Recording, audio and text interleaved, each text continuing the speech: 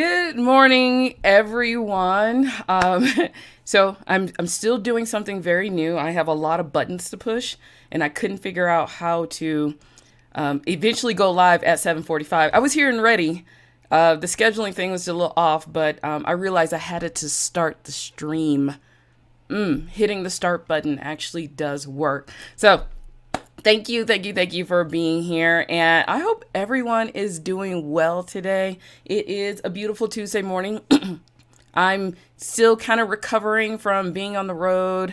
It's kind of hot here. Did my morning walk, everything. So for those of you who are tuning in, I am Phylecia Jones, budgetologist and solopreneur, money management expert, and you are watching Ask the Budgetologist. I come to you live every morning and answer any questions you have about business, budgeting, and solo entrepreneurship.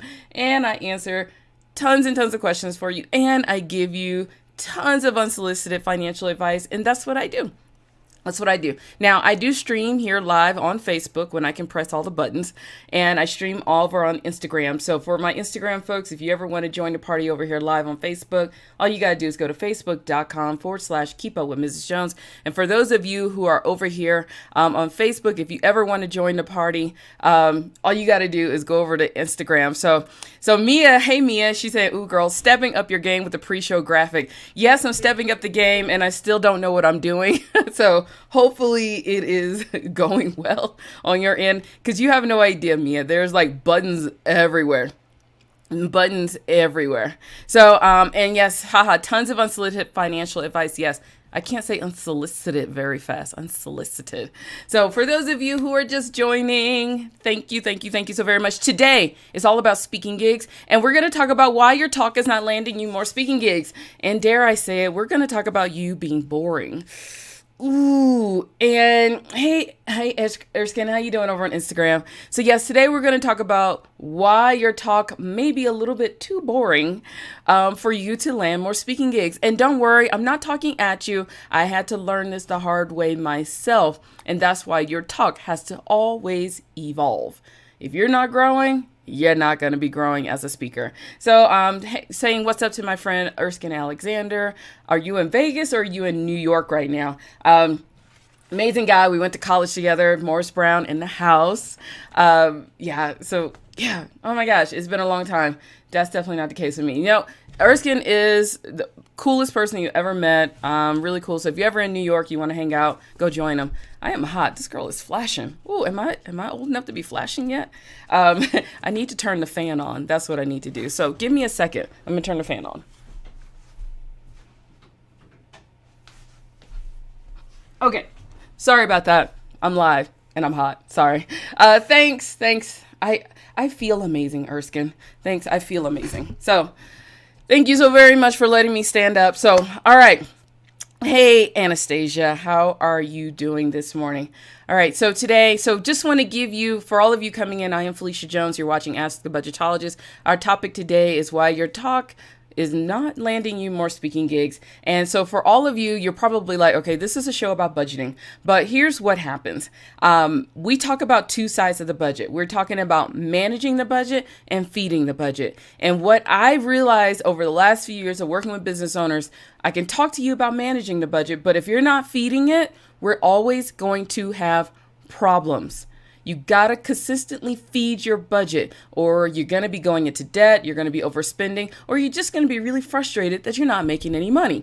That's just how it works. So Erskine is saying gotta be in New York for the 4th of July. Exactly. So I'm glad you got fireworks for the 4th in New York. They cancel all of them here in Colorado. We have some pretty extreme wildfires going on. So what my town does is that some random day in December or January, you get fireworks. So there you go. They don't even tell you. So today we're going to talk about feeding both sides of the budget. Hey, Mr. Terry Fox, how are you doing? We're talking about feeding both sides of the budget with speaking. Speaking has been one of the ways I have grown my business, and to be just straight up honest, it's been the only way I've grown my business. So it works. It's not for everybody, but for those of you who want to do more of it, I'm going to help you out just a little bit. I'm going to help you out a lot, actually. Hey, Ann, how are you doing this morning? Hope everything is going well. So as you can see, I have new graphics. Yay. Can I do it here? I have new graphics for those of you on Instagram. You won't see this, but today's show is why your talk is not landing you more speaking gigs. So I have a couple of announcements. One, if you need help with landing more speaking gigs, all you got to do is go book that beautiful blue button over on facebook.com/keep up with Mrs. Jones, or you can go to keepupwithmrsjones.com/jumpstart. You, me, 101. We kind of get straight to what we need to work on when it comes to landing you more gigs. And then of course, I can help you create a quick little list so that you can go after them. Hey, Angela, how you doing? How you doing, girl? So that, and yeah, that's it. And the only other thing, I'm speaking at the end of this month. So if you happen to be in Denver, Colorado, I'm going to be speaking at WordCamp. WordCamp is so much fun. It is for WordPress developers, but they talk other things other than just WordPress websites, but it is so much fun. They have tacos, they have beer.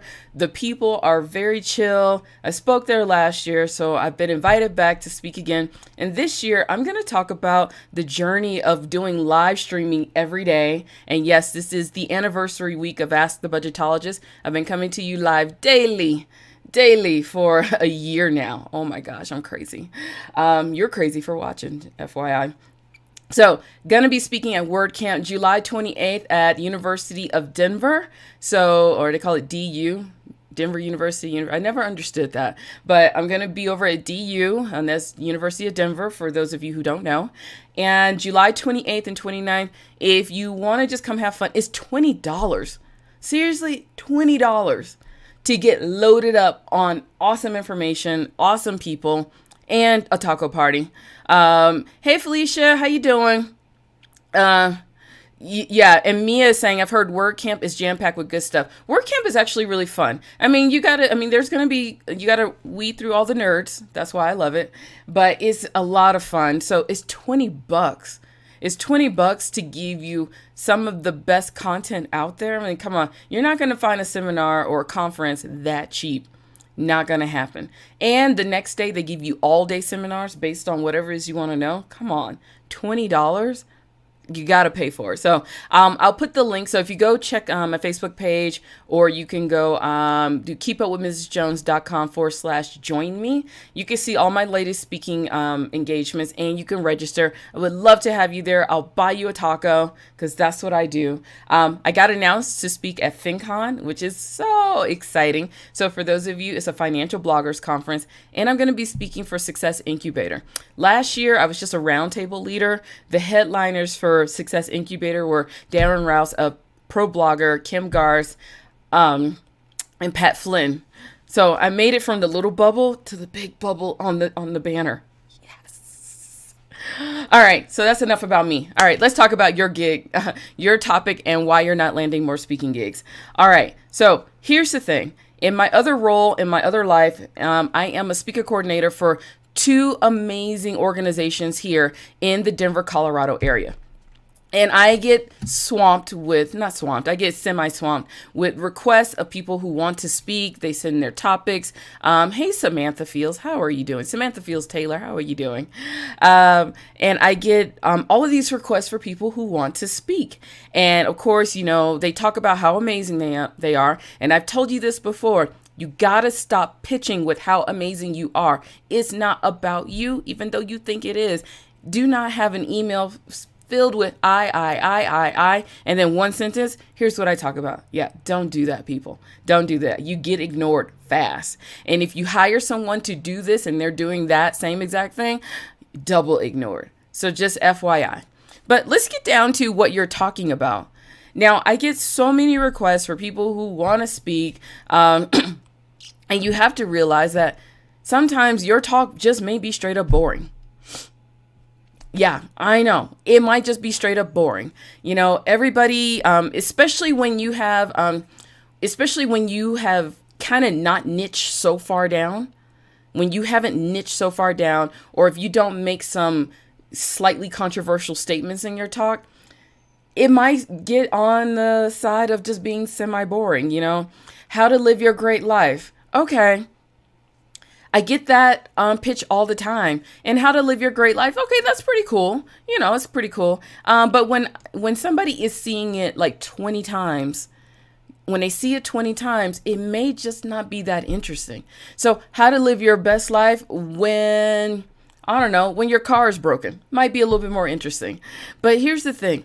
You can't have boring talks.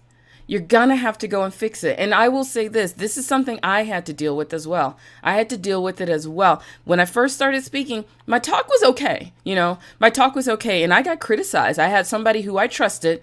Don't listen to everybody. Somebody who I trusted who came up to me after a few of my talks and said, you know what? Stage presentation, 10. Your talk, 4. And you're kind of like, sometimes you just like, wow, my talk is a 4. And she told me, especially for my coaches and consultants that speak to convert people as clients, she told me, if they're not writing, they're not converting. And she was just straight up on it. This was somebody I trusted because I wouldn't listen to everybody coming off stage. And she was just like, look, the stage presence is great. Everybody's here just to watch you and they're listening to you, but your talk is just not that good. Your talk is about a 4 and it's not converting people. It's not making people do things. It's not making people want to work with you. You get the few people that want to work with you, but it's really not converting people that well. And it was kind of hard taking that, but it was just like, all right, I get you, because sometimes we are not open to criticism. I get it. We are not open to criticism. Hey, Liz, how are you doing this morning? But for that one, I was very open because one thing you will have to do as your journey as a speaker, you're going to have to be open to people you trust so that you can keep growing as a speaker. If you're not growing, you're not getting better. And we've all seen these speakers that do the same old, they get the job because somebody needs a speaker, but they're like freakishly boring. And it's like, why would anybody ever want you to be on their stage? Hey, Heather, the party can start now. Yay. But you really got to start thinking about this. You got to start thinking about your talk.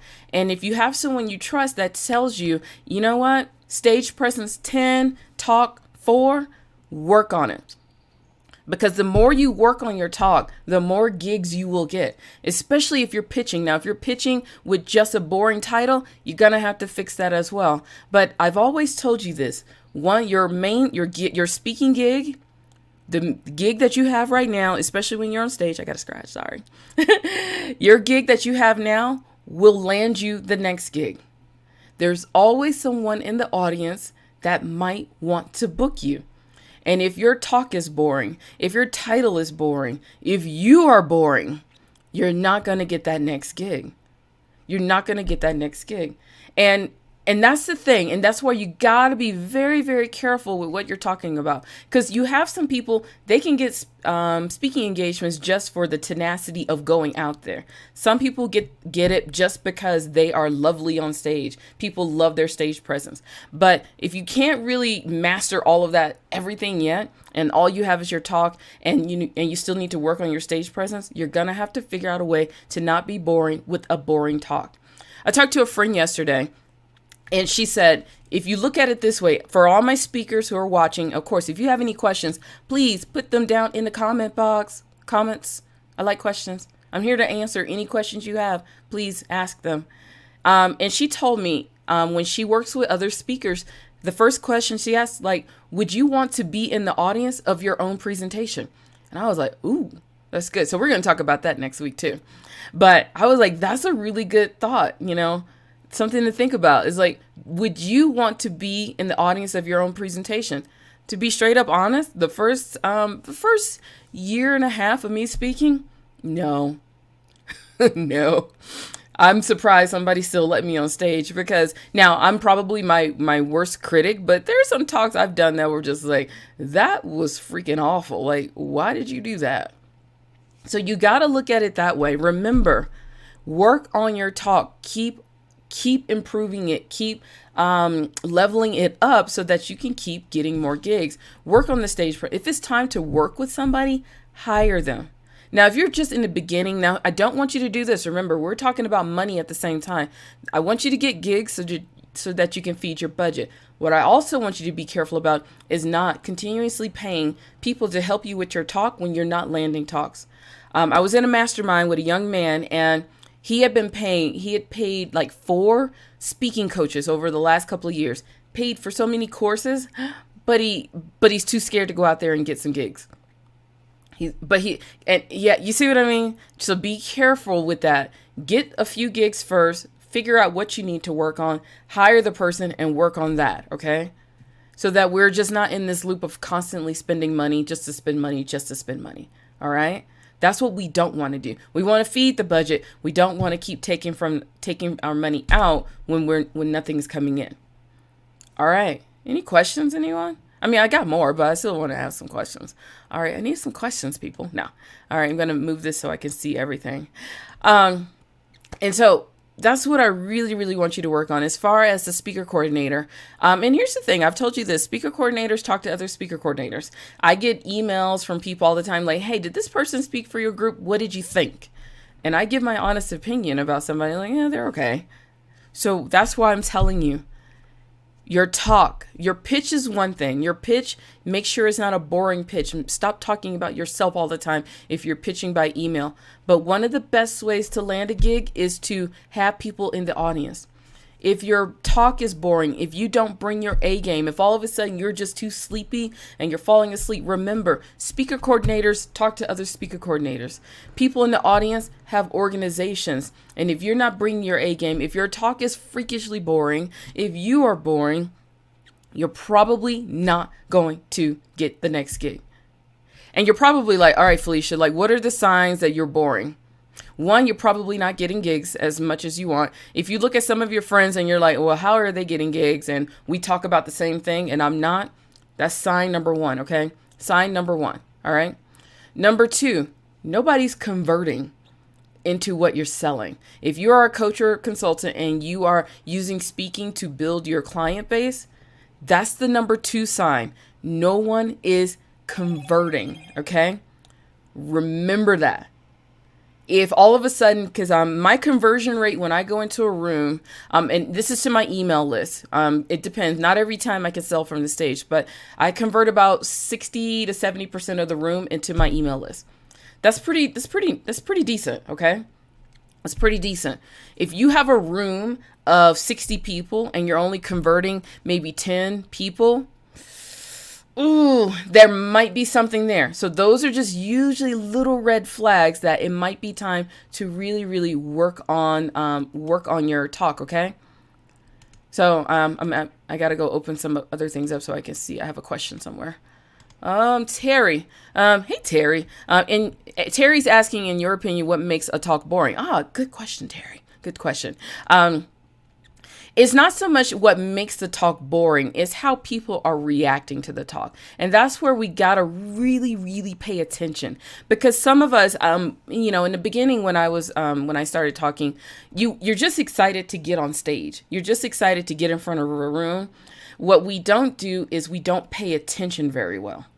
This is where, I don't know if this is like speaker training from 101 to like 401. You got to watch that room, Terry. You really got to watch that room. So like I said, if you have people in your industry and they're being booked for talks and you talk about the exact same thing, that might be time. It might be time for you to like really pay attention. Like, what am I doing wrong, but what can I improve? Like, what are they doing on stage? Maybe go and study a couple of people. Don't get caught up with what they're doing, but just study their technique and how they're doing and how they put their talk together. That's another key. Look at how they put their talk together. What happens with a lot of folks is that they spend the first 20 minutes, if you got 30 minutes on stage, they spend the first 20 minutes talking about how amazing they are. They give you that story. They give you the sob story, blah, blah, blah, blah, blah. They give you that. And then they talk about I, and the last 5 minutes, here's what I do and here's how I can help you. You got to look at how your talk is structured. The second thing is, if people aren't converting, if they are not converting the way you think they should, even though your stuff is great, even though what you do is great, if they're not converting, if you're only getting about a 10% conversion rate into your email list, and I've told you this, if you're not getting people on your email list from your talk, you got problems. And if you're selling from the stage and only 10% are converting, it might be time to really, really look at the structure of the talk, what you talk about, and how you're presenting it. All right. Number 3, here's the other thing you need to do, Terry, and for everyone else, pay attention to the room. Pay attention to the room. If everybody, this is not a phone, but just pretend it is my remote. If everybody's doing this during your talk, it might be boring. You've seen it. And here's the thing. Remember, look at yourself. Look at yourself. When you hear someone talk, what makes it boring to you? I've been in talks where people were just amazing and I'm just sitting there laughing, going along with the talk and doing things like that. When I'm bored, I do this too. You look up, if the majority of the people are on their phone, they might be bored. All right. Now, there's a difference between people taking notes on their phone and people being bored. People who are taking notes on their phone, they usually do it like this. Pay attention, y'all. Y'all got to pay attention to this.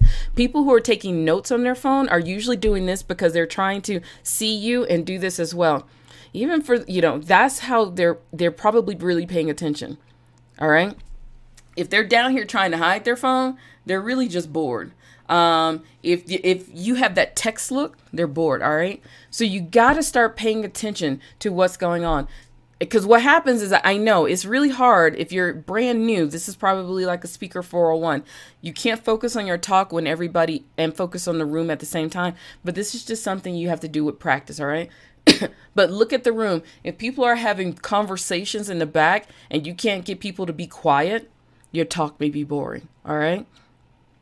They may be boring and they may not be interested. And just remember, sometimes they're not interested. They are bored. All right.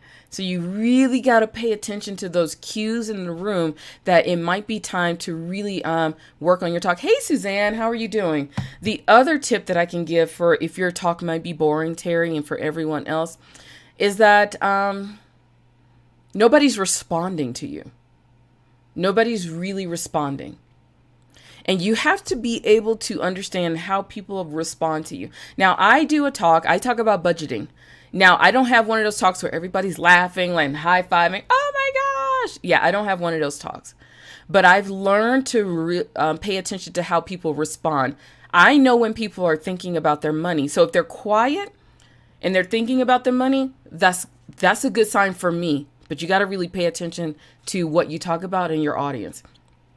If they're just not responding and they're doing this, that's when I know some people may be bored and I have to scratch things and kind of rework as I go. So you really have to pay attention to when your talk is boring. And the other way you can, when your talk is boring, pay attention to your testimonials. Pay attention to your testimonials. All right.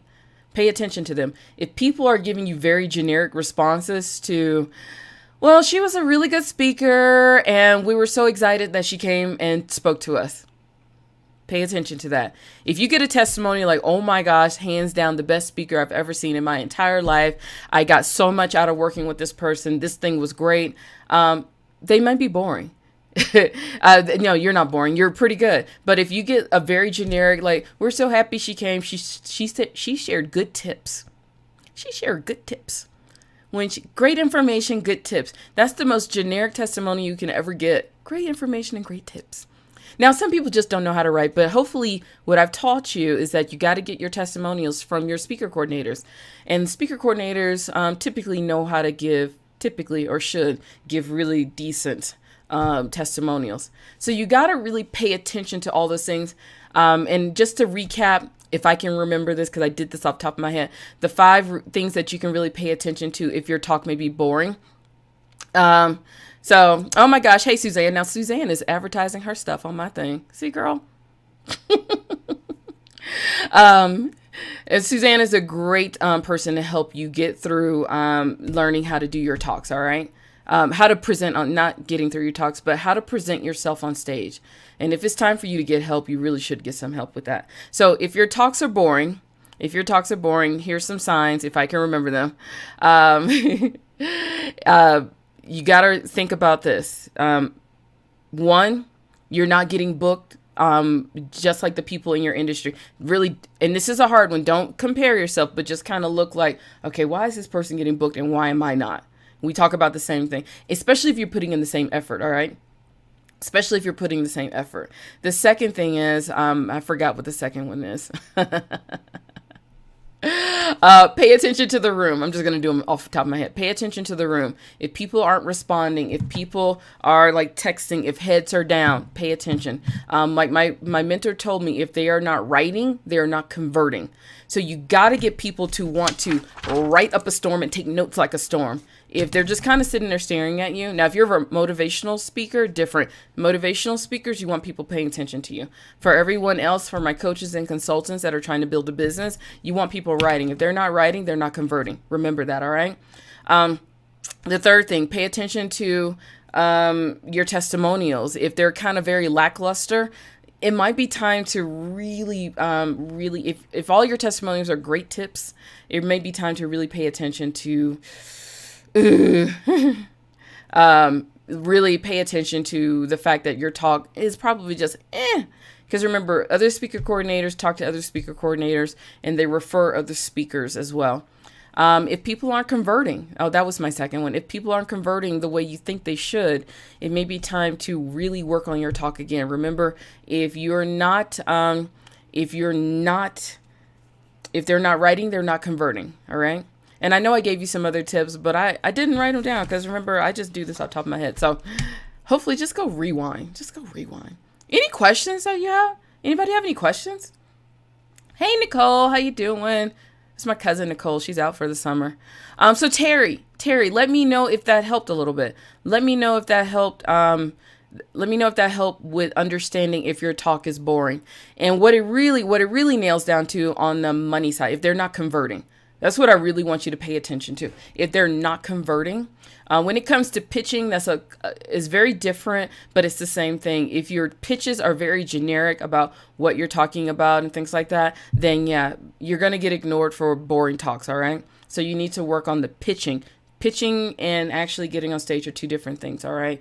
But the biggest thing is if they're not converting, if they're not paying attention to you, if they're side conversations, if everybody is eating instead of looking at you, if they're not taking notes, if they're looking down the whole time trying to pretend like they're not on their phone, usually are signs. So got a whole bunch of people here, and yes, if it's time for you to get help, if you have been speaking quite a bit and things aren't going the right way, please go get help. All right.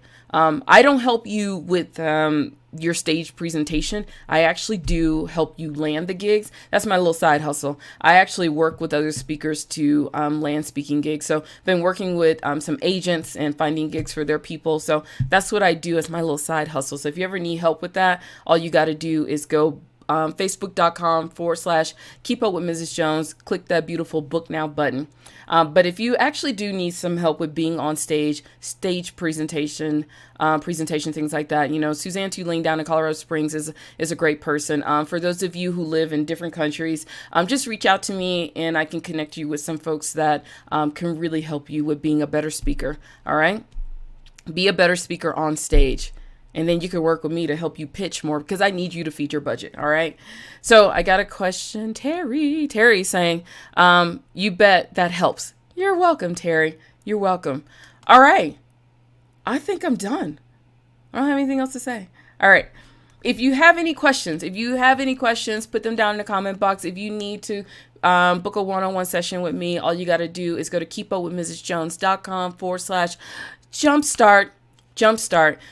If you're one of those and you need help with your stage presentation, your body, how your movements, Suzanne is pretty amazing. I took her class and I did learn quite a few things of how to position myself and how to repeat questions, things like that, especially when you're in training, All right.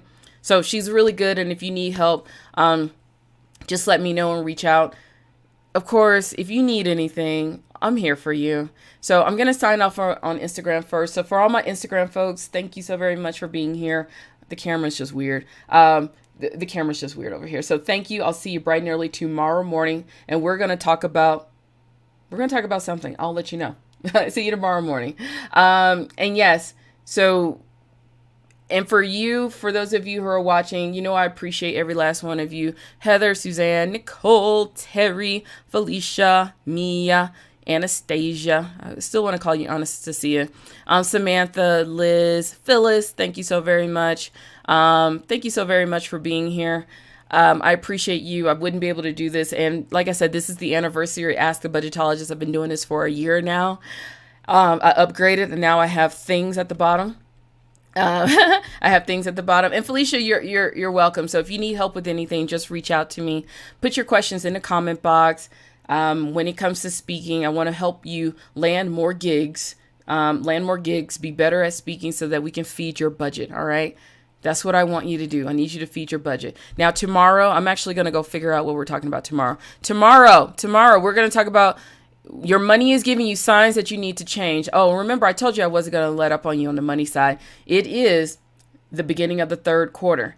We got to go hard about this money, folks, because we only got one more quarter in a year. So tomorrow, we're going to look at the signs that your money is giving you that you need to make some changes. I.e., if you're not making some, it's time to make some changes. Hey, Catherine, how are you doing? If you're not making any money, it's time to make changes. If it's time to feed your budget, you need to make changes. If you're overspending, it's time to make changes. People, we only got 6 more months. 6 more months. I don't know if it's a full 6 months. It is July. We are in the second half of 2018. So we need to jump on this money. So tomorrow, all about money and the signs signs that your money is telling you it's time to make some changes. So I appreciate you. Thank you all. If you need me, you know where to find me. Take care. Happy budgeting. See you bright and early tomorrow morning. And watch my outro. It's pretty darn cool. Bye.